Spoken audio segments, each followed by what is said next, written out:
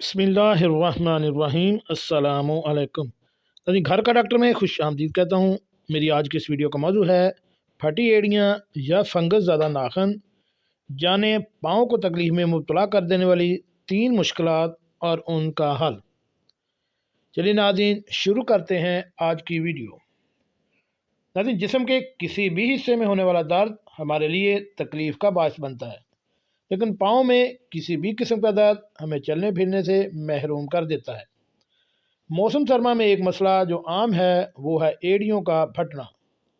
फटी एड़ियाँ बेहद तकलीफ होती हैं, जबकि दुखने में भी इंतहाई बुरी लगती हैं। इसके अलावा भी पाँव के कई मसाइल हैं। आइए बात करते हैं कुछ आम से मसाइल और उनके हल की। पाँव को तकलीफ में मुब्तला कर देने वाली एक बड़ी मुश्किल नाखनों का गोश्त के अंदर बढ़ना है। इसके नतीजे में उंगली में सूजन हो जाती है और ये इंतहाई तकलीफ देह होता है। बाद औक़ात इसके बायस उंगली से खून भी निकल आता है और तकलीफ शदीद होने की सूरत में उंगली इन्फेक्शन का शिकार हो जाती है। लेकिन सवाल ये पैदा होता है कि ये मसला आखिर होता क्यों है। इसकी सबसे बड़ी वजह ख़राब तरह से नाखन काटना है।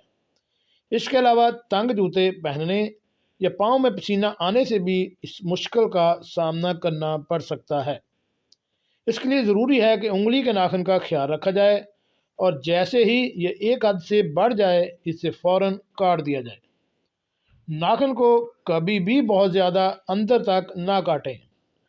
पाँव की एड़ियाँ फटना बहुत ही आम मसला है जो न सिर्फ सर्दियों बल्कि गर्मियों में भी पेश आ सकता है। एड़ियाँ इस वक्त फटती हैं जब इनके टिश्यू खुश्क हो जाते हैं। बढ़ती उम्र के साथ ही ये मसला पेश आ सकता है।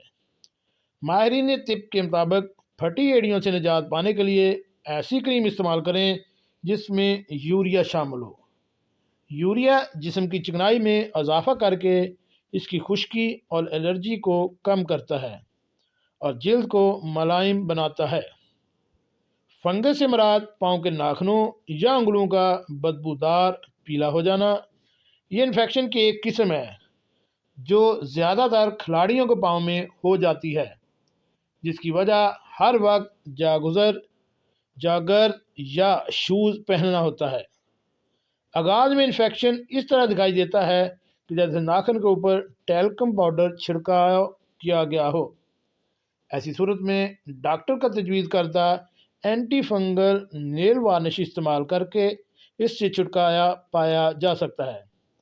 ताहम अगर ये बढ़ जाए तो डॉक्टर की मदद से नाखन में नन्हे नन्हे सुराख करके इसके अंदर अद्वियात का छिड़काव किया जाता है ताकि वो नाखन के अंदर की जिल्द तक पहुंच सकें और आपके पाँव इन फंगस से महफूज रह सकें।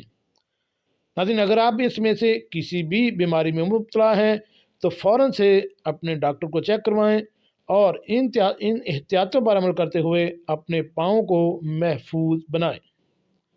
जी नाज़रीन, कैसे लगी आज की मेरी ये मालूमाती वीडियो। ऐसी मालूमाती वीडियो हासिल करने के लिए मेरे इस चैनल घर का डॉक्टर को